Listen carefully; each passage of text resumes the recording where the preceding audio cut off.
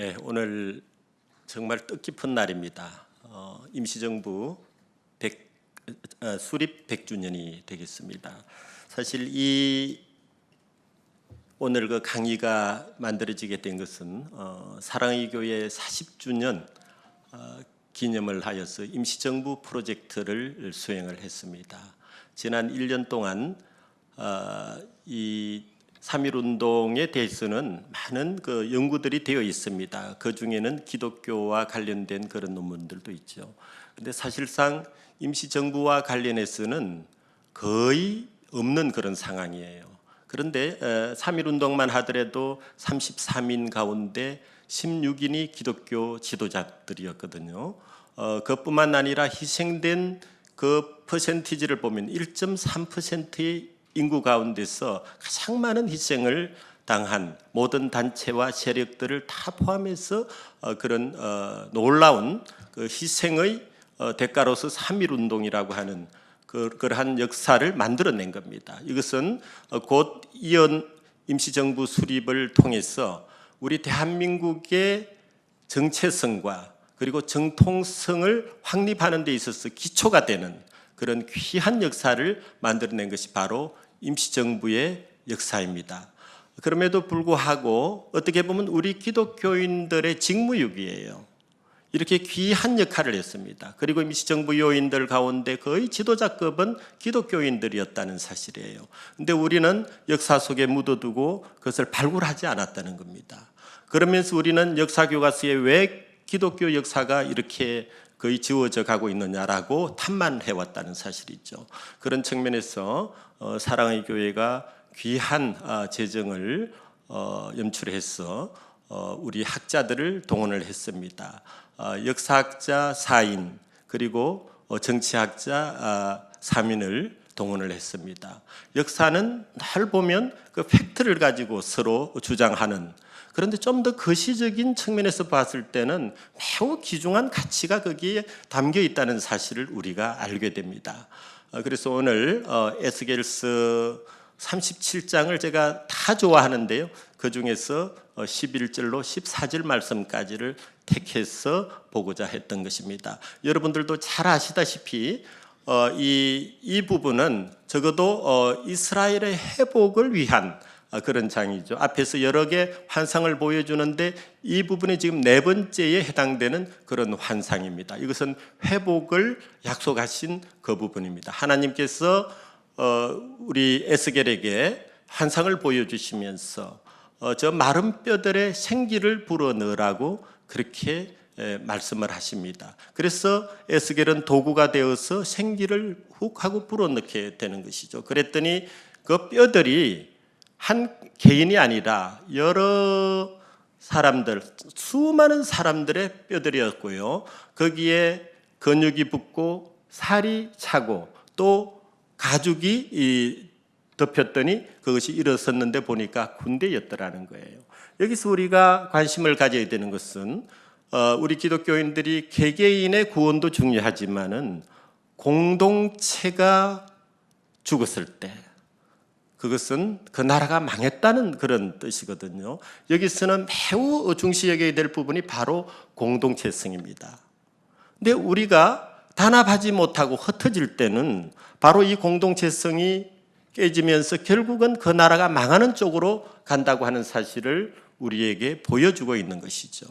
여기서 우리가 그 11절에서 14절 말씀까지 바라보면 뼈들이 뭐라고 이스라엘 온 족속이라고 그랬거든요.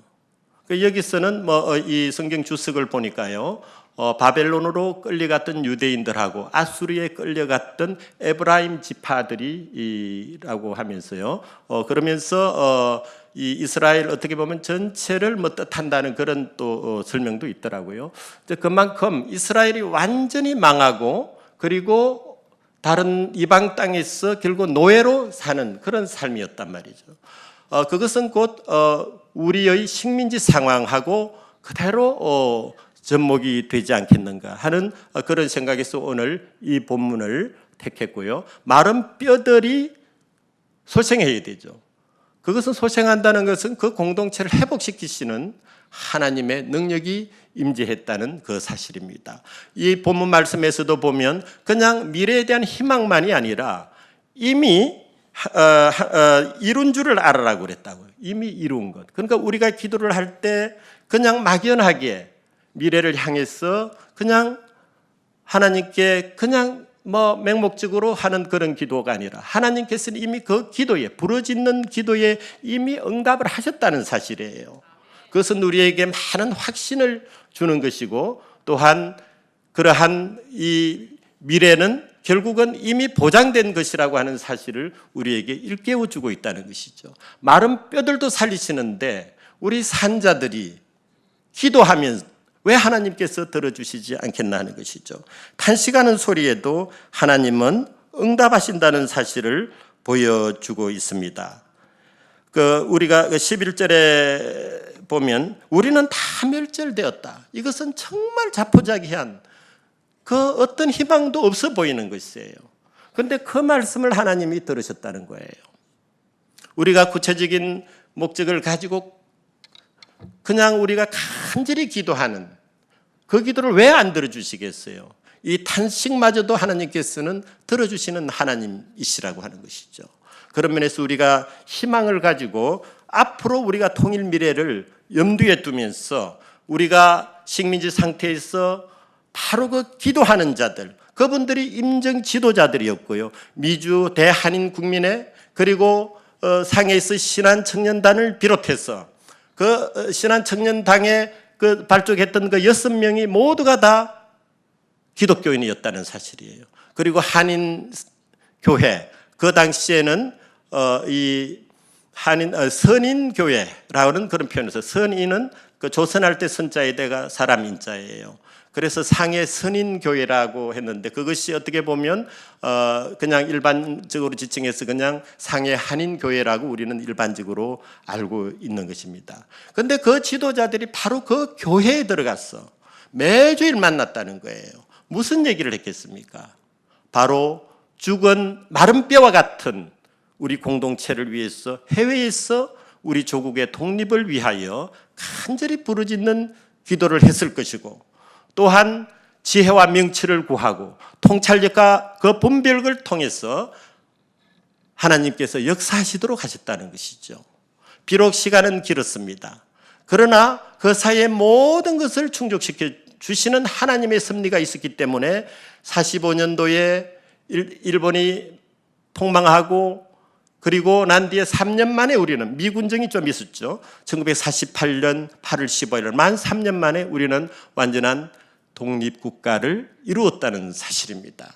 이것은 그야말로 우리에게 이미 정체성을 확립하게 하셨고 또한 정통성을 그때부터 뿌리를 내리게 하셨던 하나님의 섭리가 있었다는 것이죠.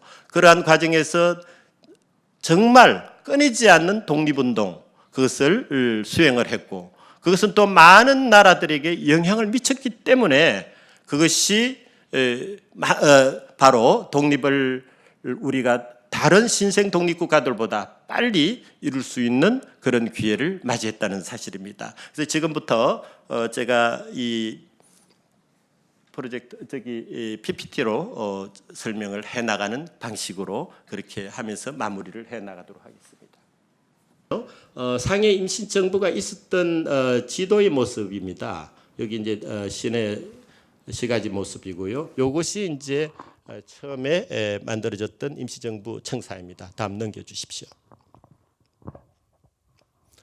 네, 이 모습이 바로 에스겔에게 하나님께서 마른 뼈들을 환상으로 보여주시고 거기에 생기를 불어넣어서 지금 이 뼈들이 바로 주로 유대인들과 유대 지파와 에브라임 지파들의 뼈들이라고 하는 것이죠. 이것이 이제 근육이 붙고 살이 붙어서 지금 가죽이 덮임으로써 완전히 살아있는 생명체로 등장하는 이것이 군대였다는 겁니다. 그래서 단순히 개인의 이 살아남이 아니고 공동체가 다시 회복되는 그 부분을 환상으로 보여주신 것이죠. 다음 넘겨주십시오. 네, 잘 아시다시피 대한민국 임시정부사가 의미를 갖는 것은 바로 우리의 뿌리가 되는 우리 대한민국 체제의 근간이 되는 민주공화국이라고 하는 이 정체를 우리의 정체성으로 삼을 수 있도록 이것이 기획이 되었었다는 것이죠. 이미 당시에는 국가가 아닙니다. 왜냐하면 국권을 상실해 있는 그런 상황이었기 때문에. 그러나 미래의 한국을 위해서 이미 임시정부 모습이 이러한 것을 추구했고 또 해외에서 그런 근본적인 토대 위에서 또 활동을 하려고 했던 것이죠. 그래서 오늘의 대한민국의 근간을 세운 역사라고 하는 여기에 방점을 두어야 한다는 사실입니다. 그래서 오늘의 대한민국의 정체성과 정통성 형성에 이바지했다라고 하는 사실. 그리고 오늘의 대한민국의 전문에서 우리는 확인을 합니다. 그리고 민주공화국이라고 하는 말은 당시에 그냥 뭐 일반적으로 공화국, 리퍼블릭이라는 말은 있었지만 앞에 민주라고 하는 용어를 가장 최초에 붙였습니다. 오히려 서방 국가에서는 그 이후에 민주공화국이라는 그런 표현을 하게 됐다는 사실이죠. 그것을 최근에 박찬성 교수라고 하는 분 역사학자가 이번에 밝혀낸 사실입니다. 그래서 대한민국 헌법은 대한민국 임시정부의 법통성을 이어받고 있다고 하는 사실입니다. 그리고 대한민국 임시정부의 통합의 역사가 바로 우리가 추구해야 될 그런 통합의 노력의 원형이 그 안에 들어있다고 하는 사실입니다. 그래서 이미 이렇게 결론적으로 말씀을 드려놓고 하나하나 분석에 들어가도록 하겠습니다. 넘겨주십시오. 아시다시피 대한민국 의회 수립은 이것은 1919년 3월 17일인데 블라디보스톡에 세워졌던 것이죠. 이쪽은 주로 좌파 계열의 인사들이 많이 모여 있었고요.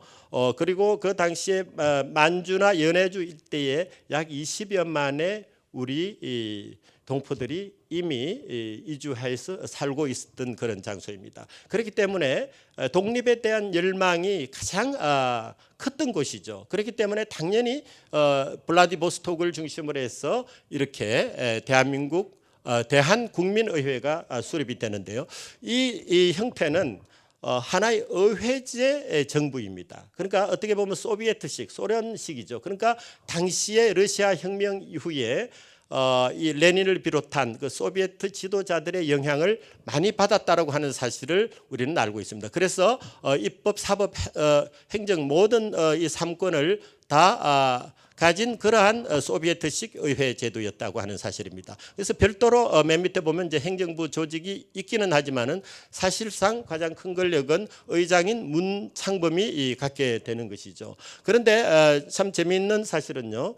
상해 임시정부가 중심이 돼서 통합을 할 때 문창범보다 이동희를 앞세운다는 사실입니다. 그 가장 큰 이유는 이동희는 상동파 청년회에서 일을 했고요.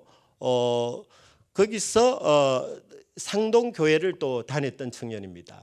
그렇기 때문에 주로 기독교인들이 중심이 되다 보니까 같은 값이면 지도자들 가운데서도 기독교인들을 중용을 했던 것 같습니다. 그래서 나중에 통합에 있어서 도구로 사용이 되는 인물이 되겠습니다. 아주 코수염이 멋지죠. 네, 다음 넘겨주십시오.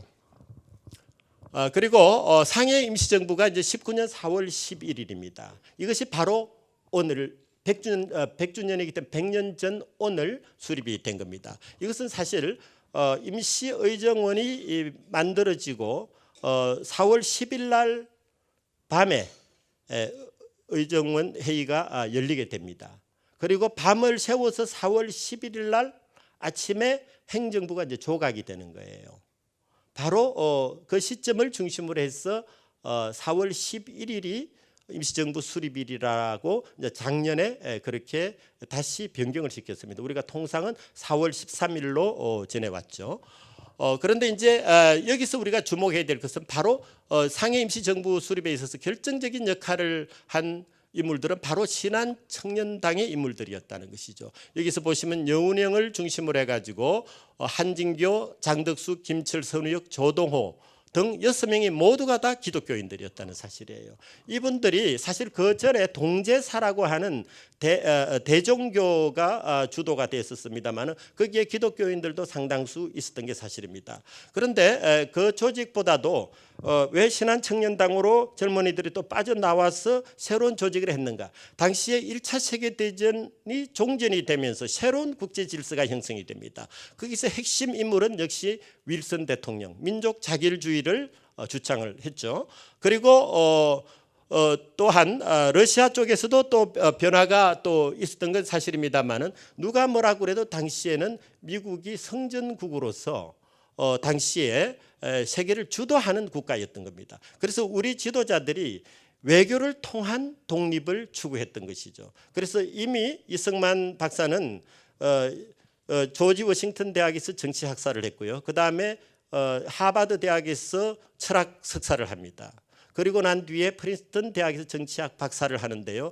그 당시에 스승이 바로 윌슨 대통령입니다. 당시에 국제정치학으로 교수를 하셨고 그 다음에 이제 총장까지 지내죠. 그리고 난 뒤에 대통령이 됩니다. 그러면서 그 관계가 있기 때문에 굉장히 우리 국민들의 기대도 있었고요. 그래서 이제 그러한 측면이 있었기 때문에 신한청년당은 미국에 대한 기대를 많이 가졌던 것 같아요. 그래서 그러한 외교를 통해서 뭔가 할 수 있다라고 하는 그런 그 준비가 있었고요. 미국에서는 대한인 국민회라고 하는 안창호가 중앙총회장을 했는데요. 안창호를 중심으로 해서 또 그러한 노력이 있었고 또 거기에 이승만 박사를 필두로 해서 몇 사람을 파리 강화회의에 보내고자 하는 그런 또 노력이 있습니다. 그런데 성공을 한 쪽은 신한청년당이에요.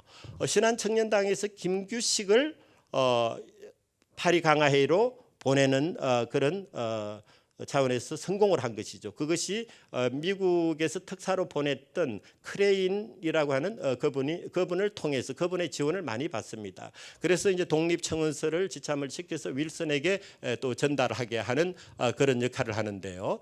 그런데 바로 이 신한청년당이 이 주로 기독교인들을 통해서 가는데 이 사람들은 세계 질서의 변화를 이미 읽어냈다는 것이죠. 그런 면에서 신한청년당의 역할이 굉장히 중요했고 임시정부의 앞날을 예고하는 것이었어요. 그래서 여기서 보면 이 3.1운동 준비에도 크게 기여했다고 하는데요. 국내에 파송을 합니다. 지도자들을. 여운형도 가게 되고 그다음에 선우역이라고 하는 그분도 독실한 기독교인인데 그분도 가고 그다음에 일본으로도 간 분들 그다음에 러시아 쪽 그다음에 러시아 쪽이 바로 여운형을 중심으로 해서 몇 사람이 갔고요. 여기서 이제 쭉 다 나열은 할 수는 없지만은 그 지지서를 보면 이미 어떤 국가를 염두에 두고 있다는 겁니다. 독립을 완성하고 독립국가를 예견한 것이죠. 그다음에 회복을 한 다음에는 문화적 도덕적으로 민족을 개혁하겠다. 그리고 신대한민족을 만들겠다.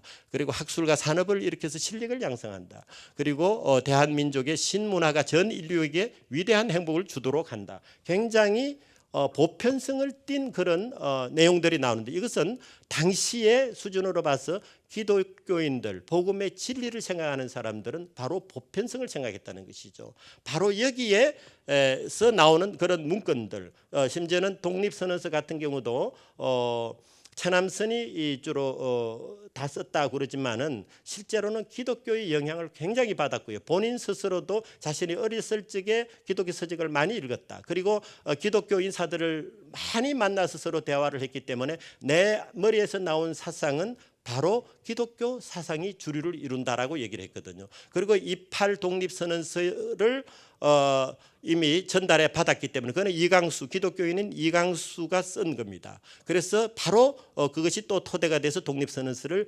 만드는데 실질적인 도움을 줬다는 것이죠. 이런 것을 보면 기독교 사상이 거기에 녹아 있다라고 하는 것이죠. 그것이 바로 보편성으로 등장을 했기 때문에 많은 사람들이 인정을 하고 그 다음에 전 세계에도 영향을 미치는 그런 이 독립선언서가 된 겁니다.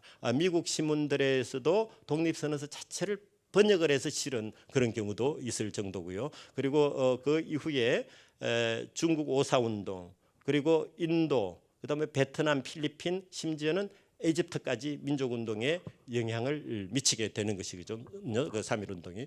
자, 그리고 여기서 중요한 게 또 독립임시사무소를 설치한다는 사실입니다. 신한 청년당원들이 상당히 영향을 주게 됩니다. 그래서 이것이 어떻게 보면 임시정부 청사의 전신으로 임시정부의 어떤 기능을 하게 되는 전신으로 활용이 됐다, 그렇게 보시면 될 것 같아요. 그래서 이런 인물들이 들어가는데요. 정동제일교회의 3대 담임을 하셨던 현순 목사님이 3.1운동을 앞두고 갔는데 3.1운동 이후에 사실은 상해에 도착을 하셔가지고 그러니까 그 독립청원서 같은 걸 전달한다든지 독립선언서를 이 번역을 한다든지 등등의 역할을 합니다. 아버지가 역관 출신이었고요. 어려서부터 아주 그 중국어에도 능통했고 언어에 아주 천재적인 소질이 있었던 분입니다. 그래서 영어를 아주 그 능숙하게 하셨던 분이죠. 자, 다음 넘겨주시죠.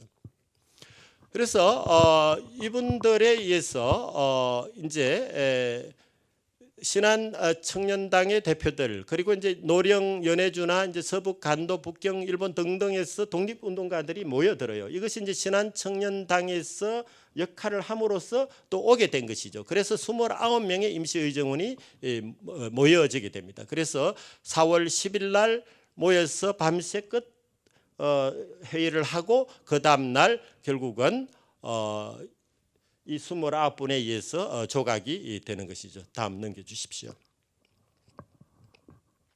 그래서 이러한 그 헌장이 만들어지는데 임시 헌장이라, 대한민국 임시 헌장이라고 하는데 10개조로 이렇게 간단하게 정리가 되어 있습니다. 여기서 보시면요, 대한민국 헌법, 지금 현재 헌법도 1조가 대한민국은 민주공화국이다라고 그렇게 되어 있거든요. 그래서 그 대한민국, 미래에 올 대한민국이죠. 지금은 임시정부는 또 별도로 있는 거죠. 그래서 앞으로 올 대한민국을 사실은 염두에 둔 거예요. 그래서 민주공화제로 한다는 것이죠. 그 다음에 이제 여기서 보시면 지금도 우리가 의회제적인 요소가 있는 헌법입니다. 그런데 당시에도 이미 임시의정원 결의를 굉장히 중시했습니다. 바로 이 부분이 이승만 박사가 당시에 한성정부, 다음에 설명드릴 한성정부를 더 선호했어요. 왜냐하면 여기는 사실상 국무총리가 더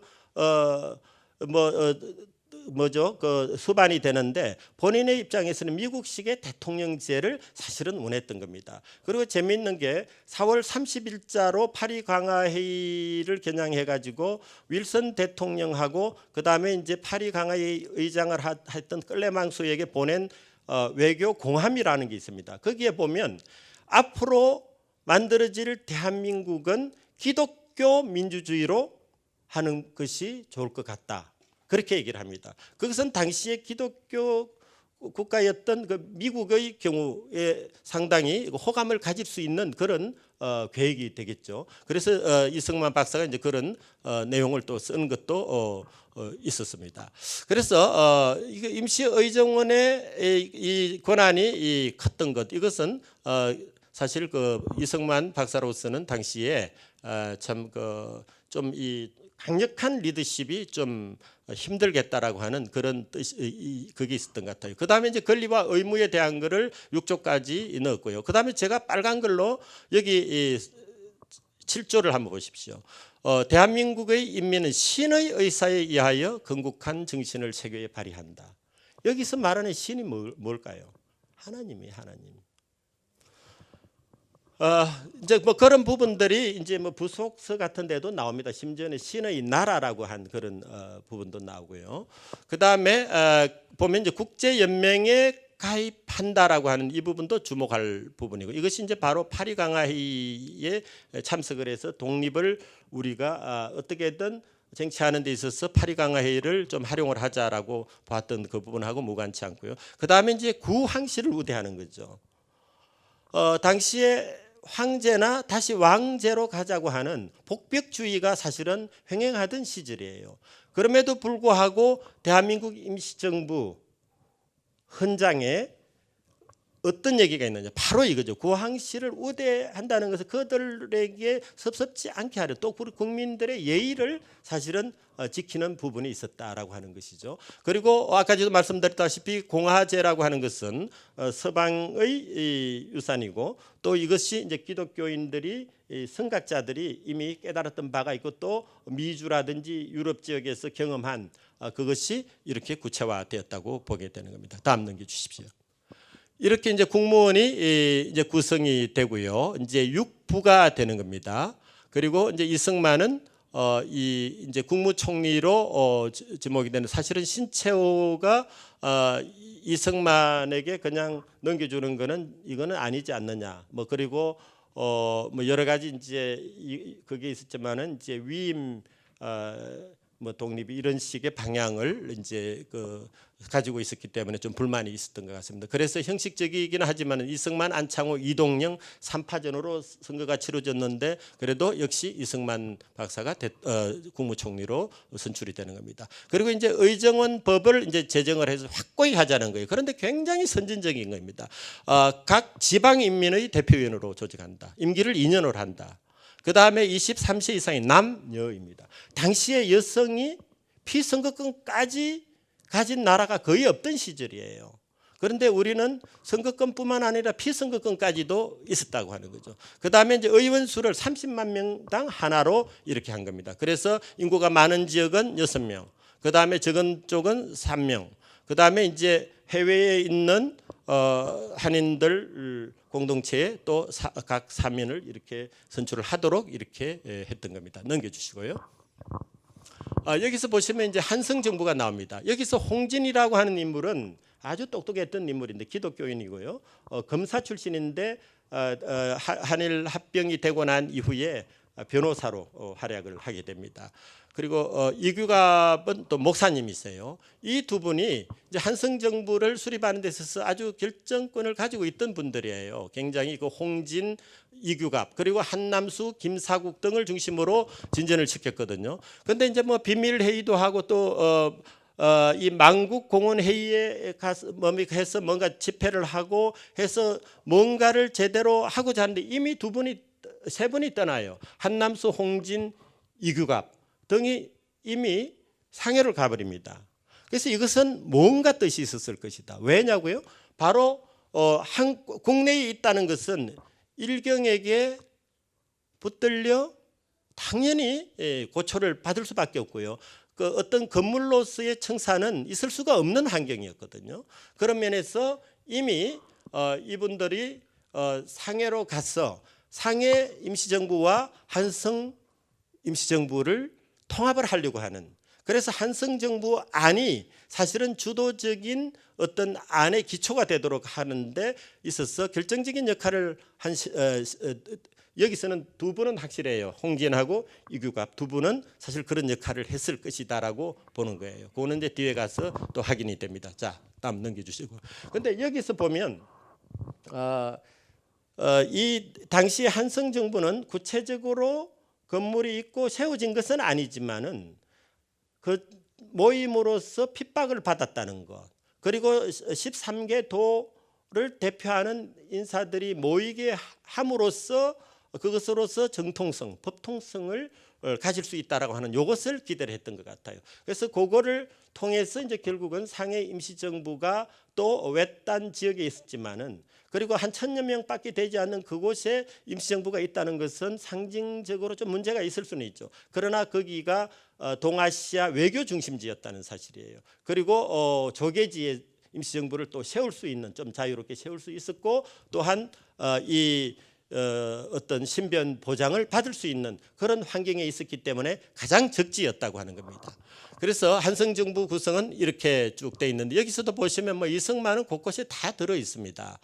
그리고 가장 힘을 쓸 수 있는 그런 위치에 있었고요. 여기는 아주 익숙한 인물들이 다 들어 앉았습니다. 그런데 앞으로 이 인물들이 주로 중심이 돼가지고 통합 정부의 이 부를 맡게 되는 그런 경우로 가게 됩니다. 그래서 여기서 보시면 이 정부 요인들을 여기서 보시면요, 해외파 독립운동가로만 이렇게 선임이 되어 있습니다. 이것은 뭐냐면 임시정부를 서울에다가 두지 않겠다라는 의지가 이미 있다는 거예요. 그러니까 결국 이 상해를 이미 겨냥하고 이미 조각을 했다는 사실입니다. 국내에 계신 분들은 단 한 분도 계시지 않았다는 사실이죠. 그래서 국외의 임시정부 설립을 이미 고려하고 있었다. 여기서도 한성정부 약법도 보면 국채를 민주제로 한다는 거예요. 그리고 정체는 대의제로 하니까 국민의 대표에 한 것이니까 결국은 공화국의 개념이 이미 여기서도 잡혀 있다는 것이죠. 다음 넘겨주십시오. 그래서 이제 전단 정부가 또 있었어요. 여기 5개가 나오는데요. 이것은 문서상에만 등장하는 거예요. 그리고 전단으로 뿌려진 거죠. 그 정도만 있고 실질적인 인물들이 모여서 뭐 어떤 집회를 하거나 한 그런 흔적도 없는 거예요. 그래서 이런 부분을 전단 정부라고 합니다. 그래서 총 8개의 임시정부가 유무형의 임시정부가 수립의 어떤 뭐라 그럴까요? 그런 움직임이 있었다라고 보시면 되는 겁니다. 자, 넘겨주시죠. 여기 보시면 이제 블라디보스톡의 대한국민의회 그리고 대한민국 임시정부로 이제 통합이 되는데 요 밑에 여기가 보면 이제 그 상해 임시정부가 되겠죠. 대한민국 임시정부로 해놓은 여기가 이제 한성정부 서울에 있던 게 이제 있고 이것이 통합이 돼서 대한민국 임시정부가 수립이 뭡니까 통합이 되는데요. 단일 정부가 되는 겁니다. 여러분들 세계 정부가 있고 하나의 나라의 새 정부가 있다고 그러면 정상적인 국가라도 어떻게 됩니까? 심지어는 내전까지도 일어날 수 있는 조건이 돼요. 그래서 저는 이번에 좀 강력하게 좀 주장을 하려고 합니다.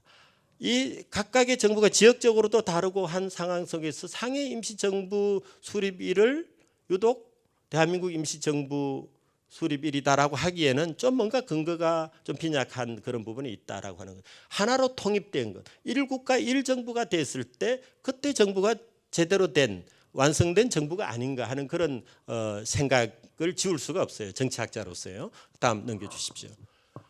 그래서 이 통합 과정을 한번 보겠습니다. 이 이제 동시다발적으로 이제 여러 군데서 생겨났어요. 그것은 이 거리가 탐은데 당연히 블라디보스톡에서는 수많은 우리 한인들이 있었기 때문에 당연히 그것도 한 군데 있을 수 있었고 아까 말씀드렸던 대로 상해 임시정부 같은 경우는 프랑스 조계지라고 하는 또 외교의 핵심이라고 하는 그리고 당시의 지식인 독립운동가들은 대다수가 외교를 통한 피를 흘리지 않고 외교를 통해서 가장 쉽게 그 독립을 할 수 있다고 여겼는데 사실은 이것은 꿈에 불과했어요. 왜냐하면 우리는 성정국인 일본의 식민지였기 때문에 1차 세계대전에 사실은 선물로 주어지지가 않았어요. 그러나 패전국인 대표적으로 독일의 식민지였던 나라들은 다 독립이 됐거든요. 그렇기 때문에 외교 활동을 하지만은 하나의 국가로서 인정을 못 받으니까 파리 강화회의에 김규식이 가서도 문 밖에서 사실은 취재하는 언론인들과의 관계를 통해서 정보나 입수하는 그런 수준이지 대신 외교 선전 활동하는 데는 또 굉장한 활약을 했고 이것은 또한 나중을 위해서 굉장히 좋은 그런 또 활동이었다라고도 볼 수가 있습니다. 그래서 임시정부의 이제 통합 이유는 이제 몇 가지로 볼 수 있어요. 이제 분산된 상태로는 일사불란한 그런 독립운동이 불가능했다는 것이죠. 그래서 지역적인 배경, 활동 기반, 정치적 이념 등의 이런 상이성 이런 문제를 극복을 해야 되겠다라고 하는 거 하나로 통합이 돼야 되죠. 그다음에 주도권 다툼으로 민족의 역량이 분산이 되는 거죠. 그런데 이런 것을 다 해결하기 위해서 단일 임시정부가 필요했다는 것이죠. 그래서 독립운동의 총사령부 역할을 해야 되는 것이죠. 그리고 또한 외교 활동을 하려고 한다 하더라도 다른 나라들이 세계 정부 가운데 어느 정부의 말을 들어주겠습니까? 그래서 하나로 가야 되는 것이 맞다는 것이죠. 그래서 이 1국가 새 정부로는 문제가 있었다라고 하는 것이죠. 그래서 법동성 문제가 대두가 되고 그다음에 이 어떤 외교 활동을 위한 대표성의 문제가 또 발생하는 것이죠. 다음 넘겨주십시오. 그래서 이제 통합 과정에 있어서는 처음에는 이 통합 과정에 있어서 이승만과 이제 그 이동희가 이제 시험을 거부를 해요. 왜냐하면 이동희 입장에서는 블라디보스톡을 더 중시하는 그런 입장이었고 또 이승만 입장에서는 오히려 이 한성정부 안이 마음에 들었기 때문에 실제로 자신의 그 사무소에 워싱턴 사무소에다가 명패에다가 프레지던트라고 하는 이름을 써놓고 있어요. 그러니까 한성 정부에 더 많은 마음을 두고 있었다는 것이죠. 그래서 이제 거부를 하고 있었던 이유는 이제 그런 것이죠. 그리고 한성 정부의 약법은 뭡니까? 이 독재권을 보장을 하더라는 거예요. 그러니까 이 상해 임시정부는 의회 위주로 돼 있기 때문에 거기서 마음에 들지 않았다라는. 그다음에 이제 이동희는 아까 지금 말씀드린 대로 자기네들이 인구가 제일 많고 또 다른 사람들이 많은 그 열의가 있지 않습니까? 이제 그런 부분들이 선뜻 나서기 힘든 그런 상황이 돼서 그래서 5월 25일 날 드디어 안창호 선생이 등장을 하게 됩니다. 그래서 미국의 이제 대한인 국민회의 중앙총회장을 하고 있었는데 이제 나와 가지고 여기서 이제 대단한 활약을 하게 되죠. 그래서 이승만에게 국무총리로 취임할 것을 전보로 넣지만은 대통령으로 하지 않으면 자기는 갈 이유가 없다. 자신은 이미 대통령으로 이미 외국에 다 그 뭐 이런 서신을 할 때 그렇게 다 인지를 시켜놨다라고 얘기를 하게 됩니다. 넘겨주시고요. 그래서 이제 4월 29일 날 이제 상해 임시 정부를 대한국민의회가 선수를 칩니다. 가승인을 해주고 자기네들이 승인을 해주고 그쪽으로 오라는 것이죠. 그래서 원세훈을 보냅니다. 상설의회 의장을 하는 원세훈을 상해로 파견을 해요. 5월 7일 날. 그래서 이 내용을 전합니다.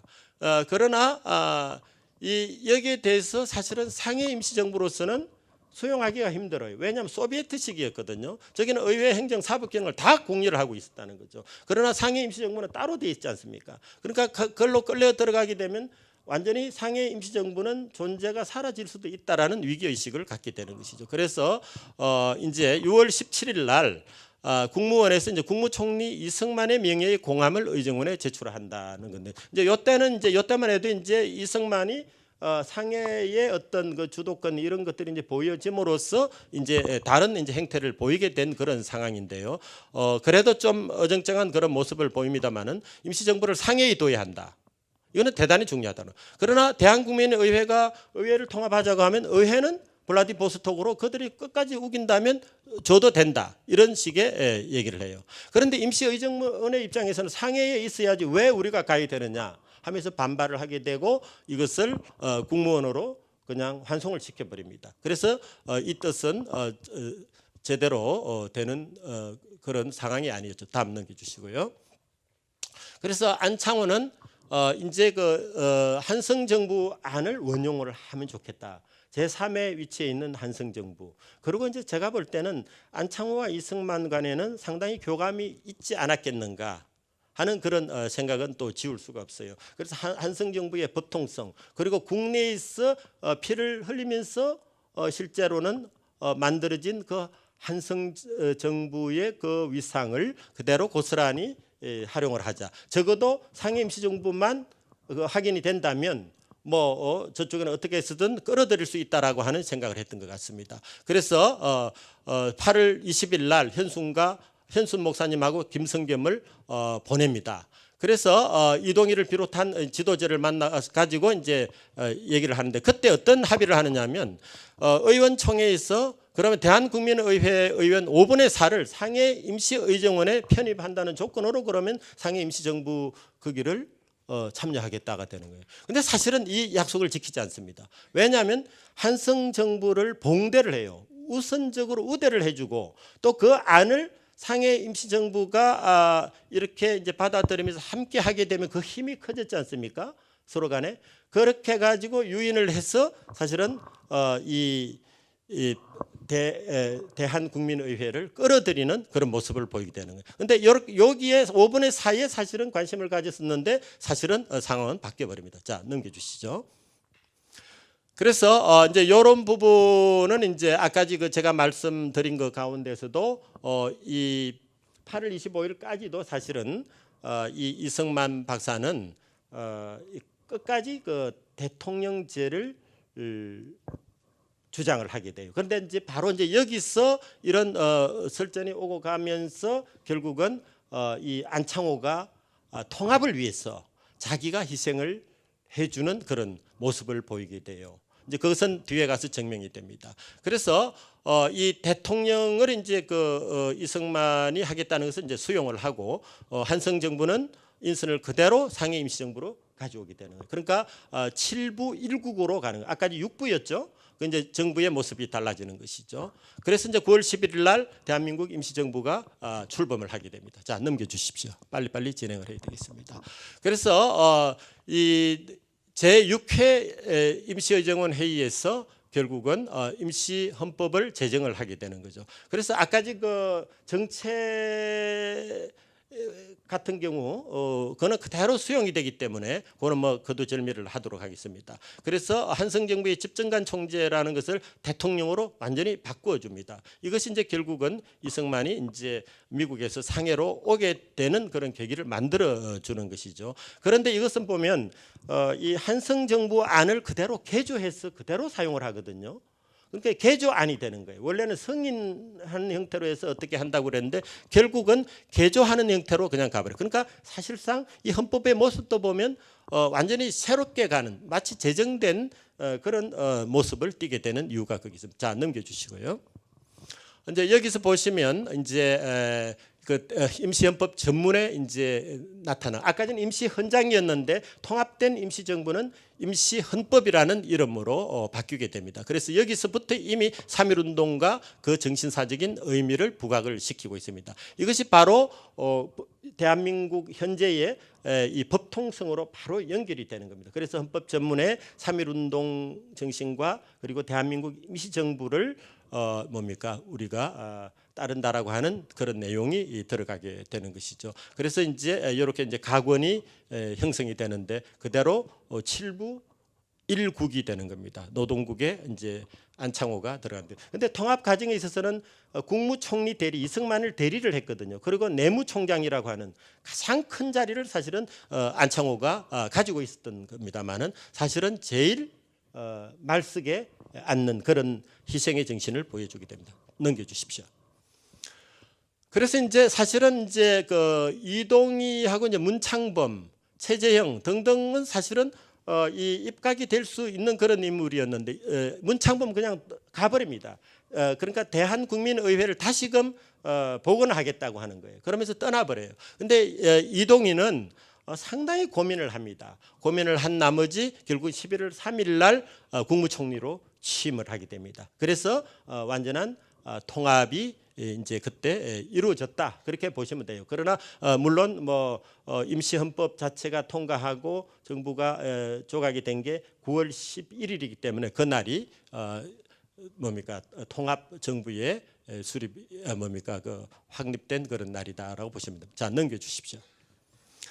이거는 아까지 그 처음에 나왔던 그 자리에 이러한 이 상가가 들었었다는 것이고요. 저 아랫단의 가운데가 뭡니까 좌측에서 두 번째가 안창호고요. 저 위에 있는 분이 김구 선생입니다. 자, 넘겨주십시오.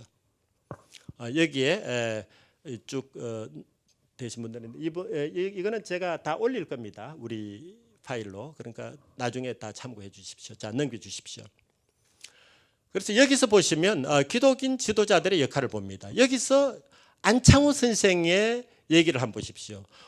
여기 보면 일찍 삼두 정치를 주장함도 통일을 위하면 오로지 통일을 위해서 이분은 모든 역량을 다 기울였다는 것이. 그래서 오직 대통령 문제에 이르러서는 이미 이 박사를 대통령으로 열국이 널리 알물 인함이요 집정관 총재를 대통령으로 고치는 외에 다시 노동국을 고치면 머리와 끝을 다 고치게 된다. 그게 뭐냐면 자신은 노동국 국장을 그대로 간직하겠다는 거예요. 오히려 내무총장 어떻게 보면 2인자의 자리에 있었거든요. 당시에 국무총리 이승만 아래에 있었는데요. 그런데 본인은 희생을 하는 거예요. 왜냐? 이승만을 높여주기 위한 거예요.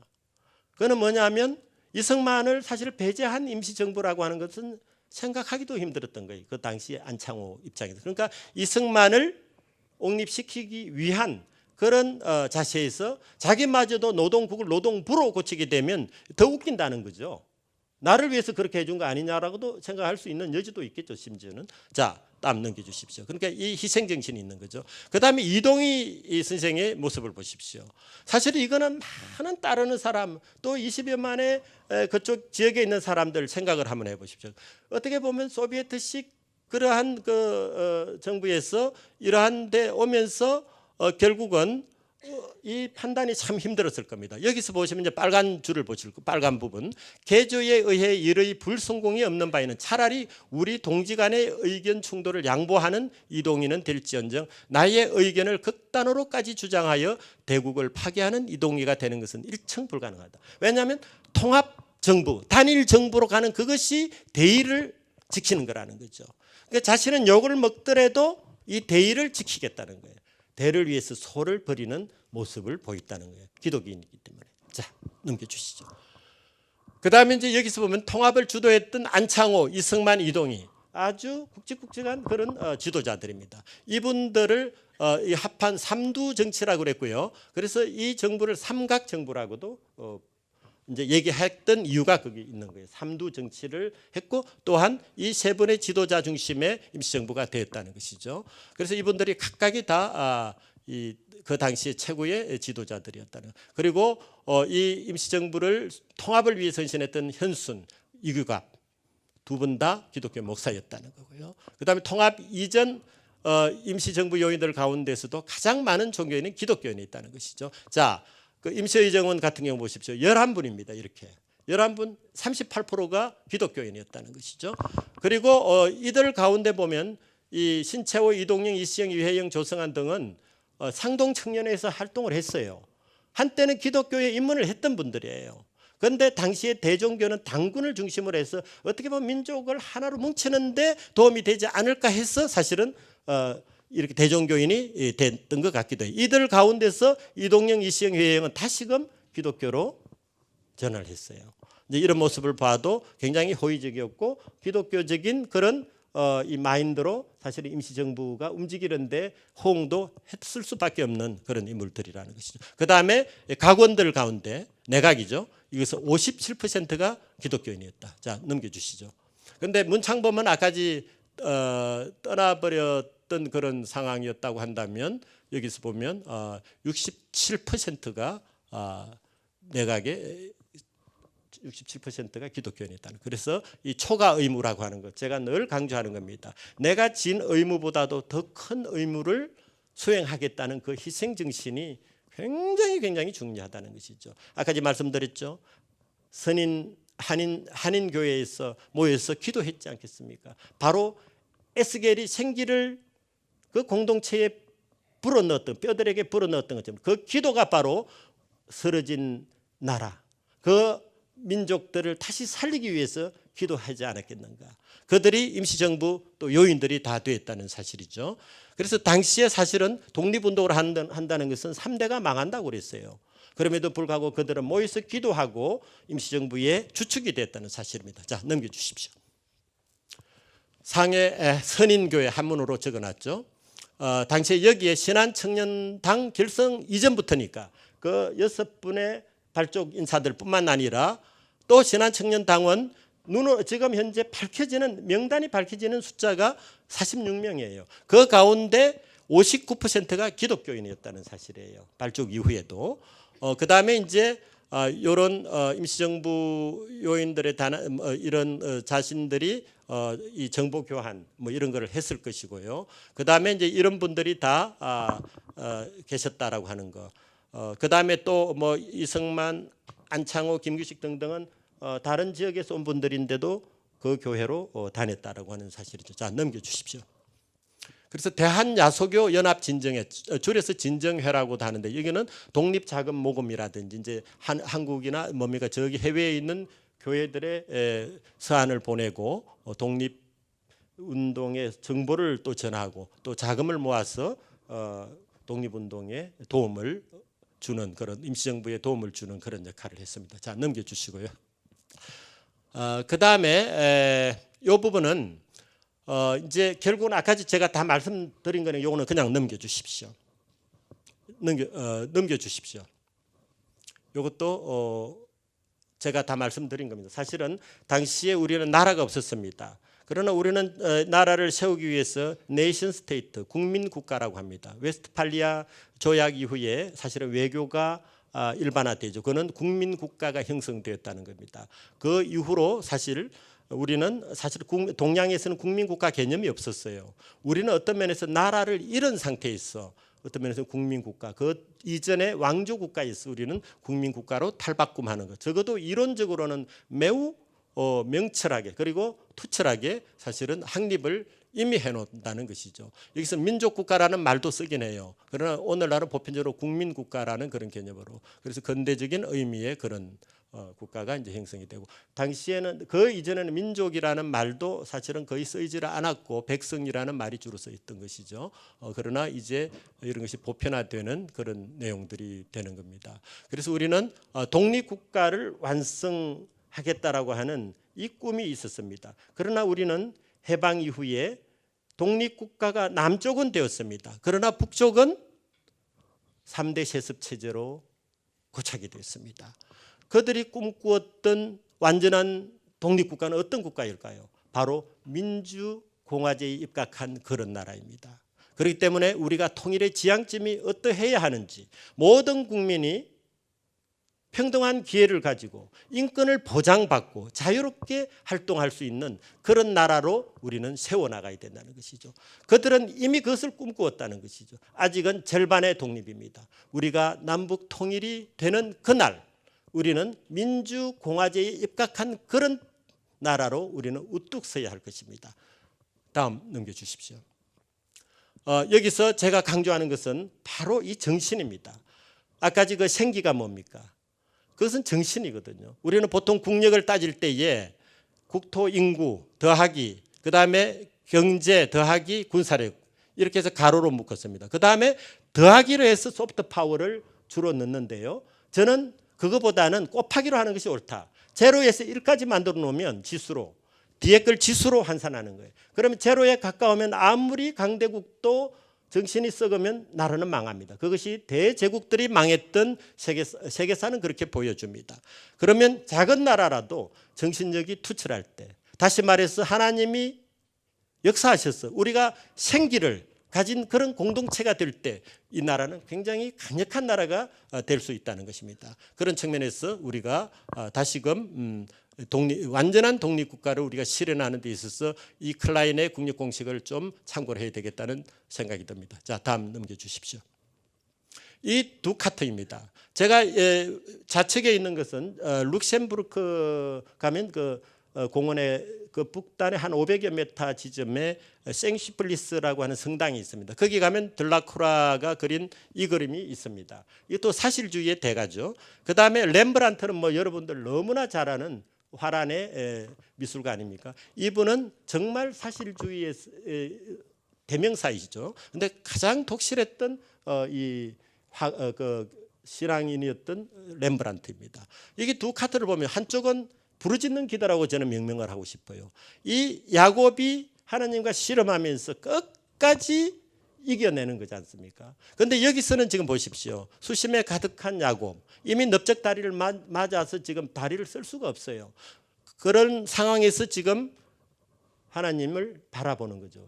이 영광의 빛을 이 쬐임을 받는 것이죠. 자, 넘겨주십시오.